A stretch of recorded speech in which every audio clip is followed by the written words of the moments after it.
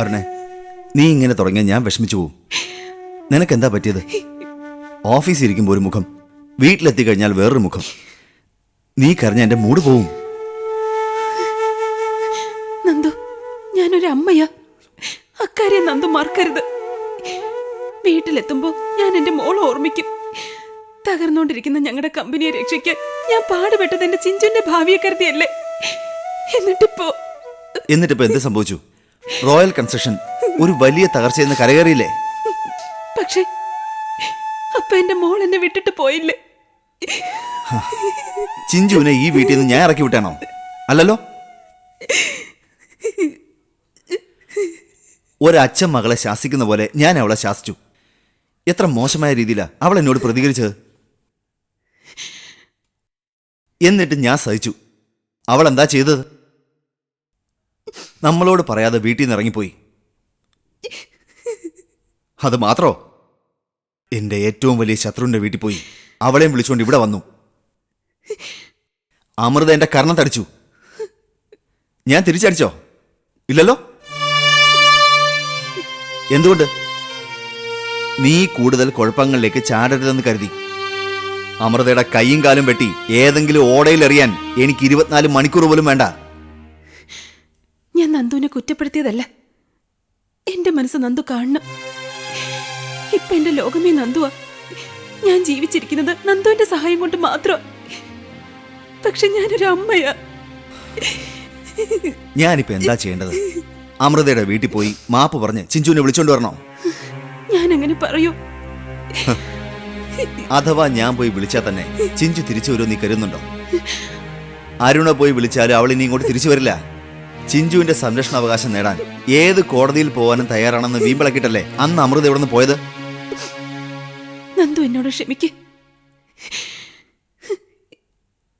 എന്റെ മോൾ എന്റെ കൈവിട്ട് പോയി, എനിക്കറിയാം. പക്ഷെ വല്ലപ്പോഴും അവളെ ഓർത്ത് എന്റെ കണ്ണ് നിറഞ്ഞു പോയ നന്ദുവിന്റെ വഴക്ക് പറയരുത്. Don't be silly. You are a strong lady. അരുണയുടെ ആ സ്ട്രെങ്ത് ആണ് എന്നെ ആകർഷിച്ചത്. കണ്ണീരൊക്കെ തുടച്ച് വേഗം പോയി എനിക്കൊരു ടീ ഇട്ടുകൊണ്ട് വരൂ.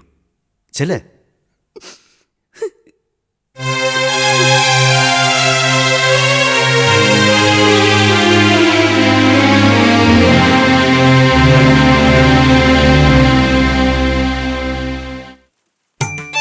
കാശ് വാങ്ങിക്കാൻ വരുമ്പം ഇവനൊക്കെ നല്ല സ്നേഹം. തിരിച്ചു ചോദിക്കുമ്പം എടാ നിനക്കൊക്കെ വെച്ചിട്ടുണ്ടോ ഞാൻ, നീ എന്റെ മുമ്പിൽ വരുവടാ. ആ വരും വരും. ആ ചെല്ലമ്മ ചേച്ചി, നമ്മളെയൊക്കെ അങ്ങ് മാറുന്നു. നിന്നെ എനിക്ക് ഈ ജീവിതകാലത്തിൽ മറക്കാൻ പറ്റൂടാ ദിവാര. എനിക്ക് ആകെ ഉള്ള ഒരു മോനെ നീ സ്നേഹിച്ചത്രയും ഈ ലോകത്ത് വേറെ ആര് സ്നേഹിച്ചിട്ടുണ്ട്? അവൻ വല്ലപ്പോഴും മാത്രമേ കുടിക്കത്തുള്ളായിരുന്നു. അപ്പോഴാ നീ ഈ കല്ല് ഷാപ്പ് ഇവിടെ തുടങ്ങിയത്.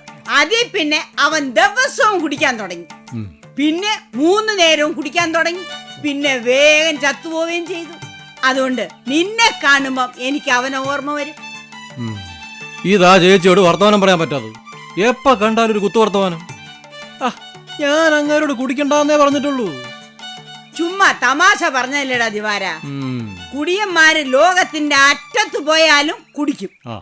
നീ ഇവിടെ ഷാപ്പ് തുറന്നില്ലെങ്കിൽ വേറെ ആരെങ്കിലും തുറക്കും. ഏതായാലും അതുകൊണ്ട് നിനക്കും നിന്റെ കുടുംബത്തിനും ജീവിക്കാൻ ഒരു മാർഗമായല്ലോ. അത് നന്നായി. പിന്നെ എന്തൊക്കെയുണ്ട് ദിവാര വിശേഷങ്ങള്? വിഷ്ണുവിന്റെ പറ്റി കുറച്ച് വരാറുണ്ട്. ചേച്ചിയോട് പറഞ്ഞാൽ വേഗം കിട്ടുമെന്ന് ഇവിടെ എല്ലാവരും പറഞ്ഞു. ആഞ്ജനേയ, എന്റെ വിഷ്ണുവിന് ഇവിടെ പറ്റോ? ദേ വെറുതെ തെമ്മാടിത്തരം പറഞ്ഞാലുണ്ടല്ലോ. അവൻ ഒരു തുള്ളി കള്ളു പോലും കുടിച്ചിട്ടില്ല, കുടിക്കേ ഇല്ല. അയ്യോ, വിഷ്ണു കുടിച്ചതല്ല, വിഷ്ണുവിന്റെ അമ്മാവൻ. നമ്മുടെ രാമകൃഷ്ണൻ നായർ കേട്ടത് വിഷ്ണുവിന്റെ പറ്റിൽ എഴുതാനാ പറഞ്ഞിരിക്കുന്നത്. അത് ശരി, അമ്മാവന് കുടിക്കാൻ അനന്തരവന്റെ പറ്റും. നന്നായി, വളരെ നന്നായി.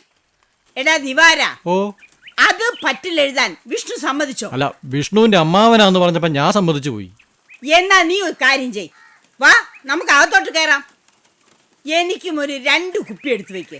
എന്നിട്ട് നീ എന്റെ ചത്തുപോയ അമ്മാവന്റെ പറ്റിൽ എഴുതി വെക്ക്. ചേച്ചി തമാശ പറയല്ലേ? മനുഷ്യൻ വയറ് കത്തിരിക്കുമ്പോഴാ. പറ്റുപടി ഒരുപാടായി ചേച്ചി. ഓ, എല്ലാരും ഇങ്ങനെ കടം പറഞ്ഞു കുടിക്കാൻ തുടങ്ങി ഞാൻ എന്ത് ചെയ്യും? എനിക്കും വീടും കുടുംബമൊക്കെ ഉള്ളതാ. എന്റെ അമ്മാവന്റെ പറ്റിൽ എഴുതാൻ പറഞ്ഞാൽ നീ കേക്കത്തില്ല. പിന്നെ വിഷ്ണുവിന്റെ അമ്മാവൻ അവന്റെ പറ്റിൽ എഴുതാൻ പറഞ്ഞപ്പോ ഒരു വാക്ക് നീ അവനോട് ചോദിക്കണ്ടായോ? ആ, അത് പിന്നെ വിഷ്ണുവിനെ എനിക്കറിഞ്ഞുകൂടെ? ആ, അവൻ ഒരിക്കലും ആരെയും പറ്റിക്കത്തില്ല, എനിക്ക് ഉറപ്പായിരുന്നു. അപ്പൊ അത് പറ. രണ്ടുപേരും ഒത്തോണ്ടുള്ള കളിയാണ്. രാമേഷനോട് പറ ആ പറ്റ് അങ്ങനെ ഇപ്പൊ വിഷ്ണു തീർക്കുന്നില്ലെന്ന്. അയ്യോ, എനിക്ക് കിട്ടാനുള്ള കാശ്. എടാ, അയാളെ കൊണ്ട് വല്ലതും പണി ചെയ്യിപ്പിക്കടാ. ഓ, മീൻ വെട്ടുകയോ ഇറച്ചി അരിയോ മുറ്റം തൂപ്പിക്കുകയോ അങ്ങനെ എന്തെങ്കിലും പണി ചെയ്യിപ്പിക്ക. അല്ലാതെ ഈ കാശ് നിനക്ക് കാശായിട്ട് കിട്ടുന്ന ലക്ഷണമില്ല, ഞാൻ പറഞ്ഞേക്കാം. അയ്യോ ചേച്ചി അങ്ങനെ പറയരുത്. ദേ, ഞാൻ മര്യാദയ്ക്ക് പറയാനുള്ളത് പറഞ്ഞു. ഓ ഈശ്വര, എന്റെ കാര്യം അധോഗതി. ഞാൻ അവനോടൊന്ന് ചോദിക്കും.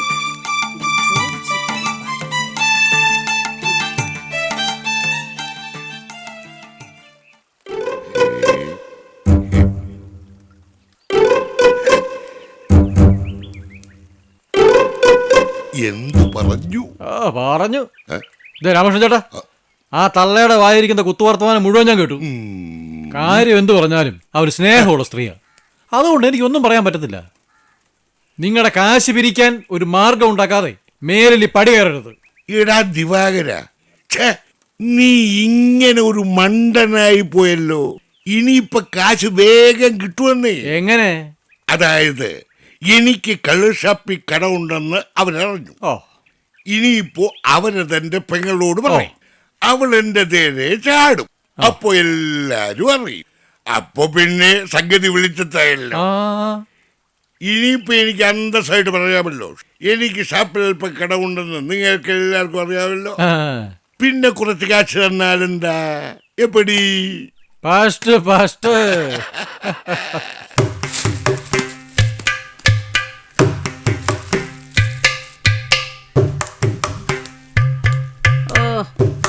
വരുന്നുണ്ട്. നേരെ ഉച്ചയായി. രാവിലെ അമ്പലത്തിലോട്ടാന്നും പറഞ്ഞിറങ്ങിപ്പോയ ഈ വലിയമ്മ തള്ളയ്ക്ക് നേരത്തും കാലത്തും വീട്ടിൽ വന്നൂടായോ? ഓ, എനിക്കാണെങ്കിൽ ഇവിടെ 100 കൂട്ടം പണിയുള്ളതാ. ഓ, വരുന്ന വരവ് കണ്ടില്ലേ? അതെ, 2 തവണ കാപ്പി വെള്ളം അനത്തി വെച്ചു, 2 ആറി. ഇപ്പൊ കേറി വന്നാലേ എനിക്കിനി അടുക്കളയിലോട്ട് കയറാൻ സമയമില്ല. നിങ്ങൾ ഇത് എവിടെ പോയി കിടക്കുമായിരുന്നു? ഞാനേ ഷാപ്പിലായിരുന്നു. ഷാപ്പിലും മോനൊരുത്തനുണ്ടായിരുന്ന കുടിച്ചു ചത്തു. ഓ, ഇപ്പൊ അമ്മച്ചി തുടങ്ങിയിരിക്കുകയാണോ? ആ, അപ്പൊ പിന്നെ കാപ്പി വേണ്ടല്ലോ. കാപ്പിയും വേണ്ട, ചോറും വേണ്ട. എനിക്ക് വയറും നിറഞ്ഞു, മനസ്സും നിറഞ്ഞു. വെറുതെ അല്ല ആളുകൾ പിന്നെയും പിന്നെയും കള്ള് ഷാപ്പിൽ പോകുന്നത്. തേ തള്ളേ, നിങ്ങളോട് ഞാൻ വന്നു കയറിയ കാലം തൊട്ട് പറയുന്നതാ, മനസ്സിൽ എന്താന്ന് വെച്ചാ തെളിച്ച് പറയണമെന്നോ. അല്ലാതെ ഇങ്ങനെ കുത്തുമോനെ വെച്ച് പറഞ്ഞാലേ എനിക്കൊന്നും മനസ്സിലാവത്തില്ല. നിനക്ക് മനസ്സിലാവത്തില്ലടി. നിനക്ക് എങ്ങനെ പറഞ്ഞാലും മനസ്സിലാവത്തില്ല. ഏതായാലും എനിക്ക് മനസ്സിലായി. നിങ്ങൾക്ക് എന്താ മനസ്സിലായെന്നാ? നിന്റെ പൊന്നാങ്ങള പെങ്ങക്ക് വേണ്ടി ഒരുപാട് കഷ്ടപ്പെടുന്നുണ്ട്. അങ്ങനെ ഈ നിലയ്ക്ക് പരിശ്രമിച്ചാൽ നീയും നിന്റെ പിള്ളേരും അവരുടെ പിള്ളേരും വഴി നടന്ന് തെണ്ടും. അത് തന്നെ.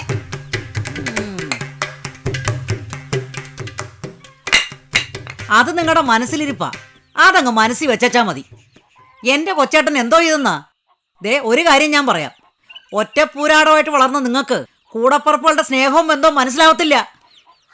എന്റെ കൊച്ചേട്ടൻ കാര്യം ഒരു തൂർത്തനായിപ്പോയി. കിട്ടിയതെല്ലാം വിറ്റ് തൊലച്ചു എന്ന് വെച്ച് എത്രയായാലും എന്റെ ആങ്ങളയല്ലേ. ഞങ്ങൾ തമ്മിൽ വഴക്കൊക്കെ ഉണ്ടാവും. പക്ഷേ മറ്റുള്ളവർ അങ്ങനെ പറയുന്നത് എനിക്ക് ഇഷ്ടമല്ല. ഹോ, എന്തൊരു സ്നേഹമുള്ള പൊന്നു പെങ്ങള. എന്നാ പിന്നെ നീ ചെന്ന ആങ്ങളയുടെ കള്ള് ഷാപ്പിലെ പറ്റുപടിയൂടെ തീർത്തേച്ചു വാടി സരസമ്മേ. കള്ള് ഷാപ്പിലോ? ഷാപ്പിനകത്തൊന്നും നീ കേറണ്ട, അതിന്റെ മുന്നിലൂടെ നടന്നാ മതി. രാമേഷന്റെ പെങ്ങളാണെന്നറിഞ്ഞ ദിവാരം ഓടി വന്ന് നിന്നെ സ്വീകരിച്ചോണ്ട് പോവും. ചെല്ല്, സമയം കളയാതെ വേഗം ചെല്ല്.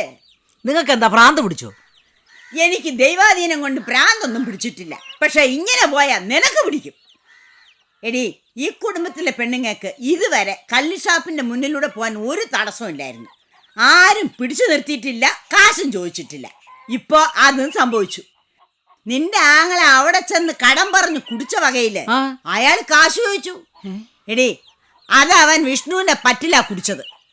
ലോകത്തെവിടെയെങ്കിലും കേട്ടിട്ടുണ്ടോ സ്വന്തം അനന്തരവന്റെ പറ്റിൽ കള്ളു കുടിക്കുന്ന അമ്മാവന്മാരെ? ഛേ, ഞാൻ വിശ്വസിക്കത്തില്ല. ആ എന്നാ വിശ്വസിക്കണ്ട. ഞാൻ ഇവിടെ വന്ന് ഇത് പറഞ്ഞെന്ന് നീ പറയുകയും വേണ്ട. കാരണം രാമകൃഷ്ണല്ലേ മോൻ, ദിവാരനെ കൊണ്ട് ഇത് എന്നോട് പറയിപ്പിച്ചത് അവൻ തന്നെ ആയിരിക്കും. അതോടെ അവന്റെ മറയങ്ങി നീങ്ങുമല്ലോ. ഞാൻ പറയുന്നത് നീ ഒന്ന് കേക്ക്. നീ ഇത് അറിഞ്ഞതായിട്ട് ഭാവിക്കണ്ട. അവൻ നേരിട്ട് പറയട്ടെ. ആഹാ, ആ എന്നാ പിന്നെ നിങ്ങളിത് എന്നോട് പറയാൻ പോയ എന്തിനാ? അറിഞ്ഞ സ്ഥിതിക്ക് ഞാൻ കൊച്ചാട്ടനോട് ചോദിക്കുകയും ചെയ്യും, ഇതിന്റെ സത്യാവസ്ഥ അറിയുകയും ചെയ്യും. കൊച്ചാട്ടാ, ഒന്നിങ്ങോട്ട് വന്നേ. കൊച്ചാട്ടാ, ഒരു കാര്യം ചോദിക്കട്ടെ. കൊച്ചാട്ടൻ കള്ളഷാപ്പിൽ കാശ് കൊടുക്കാനുണ്ടോ? ഉണ്ടോന്ന്? ദേ, ഞാനൊരു കാര്യം പറയാം. കള്ളു കുടിച്ച അതിന്റെ കാശ് സ്വയം കൊടുത്തോണം. അല്ലാതെ ഞാനോ എന്റെ മക്കളോ കൊടുക്കുമെന്ന് വിചാരിച്ച് കൊച്ചാട്ടൻ കള്ളു കുടിക്കണ്ട. നീ ആരാടി ഞാൻ കുടിക്കരുതെന്ന് പറയാൻ? ഞാൻ ഇന്നും ഇന്നലെയും തുടങ്ങിയതല്ല കുടിക്കാൻ. എന്റെ 11ാമത്തെ വയസ്സിൽ കള്ളിയെത്തുന്ന ബാലനെ വെട്ടിച്ച് കുടിക്കാൻ തുടങ്ങിയതാ. നിന്റെ കല്യാണത്തിന്റെ അന്ന് പോലും ഞാൻ കുടിച്ചിരുന്നു. എന്തിന്? എന്റെ കല്യാണ ദിവസം പോലും ഞാൻ കുടിച്ചിരുന്നു. ഞാൻ 62ാമത്തെ വയസ്സിൽ കുടി നിർത്തണമെന്ന് പറയാൻ നാണമില്ലേടി തന്നൊക്കെ? ഞാൻ കുടിക്കും, ഇനിയും കുടിക്കും, ഇനിയും കുടിക്കും. ആരാ ചോദിക്കാൻ?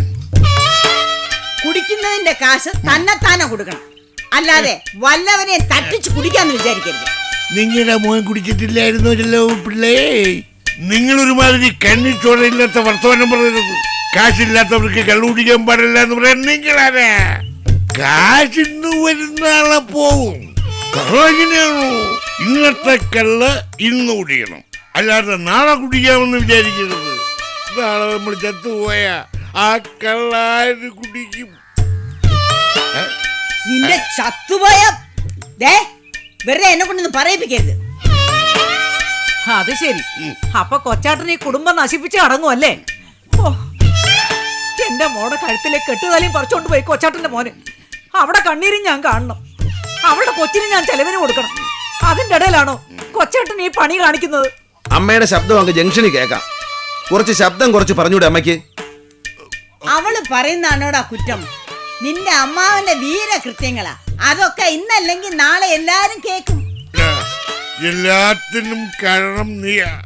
എന്റെ മോനെ കൊണ്ടുവന്ന് തരാൻ എനിക്ക് സമ്മതമല്ല. വേണ്ട, എന്റെ മോളെ കല്യാണം കഴിക്കാനും നീ തയ്യാറല്ല. ഒരച്ഛന്റെ മനസ്സുരുകുന്നത് നിനക്കറിഞ്ഞുകൂടാ മോനെ. എനിക്കെന്റെ ദുഃഖം മറക്കണം. അതിന് ഞാൻ ഇത്തിരി കള്ളു കുടിച്ചു, അത്രയേ ഉള്ളൂ കാര്യം. അതിനമ്മാവന്റെ കാശുണ്ടോ? കണ്ടോ ചെല്ലപ്പ പിള്ളേ, യവനാണ് എന്റെ അനന്തരവൻ. എടാ, അനന്തരവന്മാരായ ഇങ്ങനെ വേണം. നീ ഗുരുത്വമുള്ളവനാ വിഷ്ണു.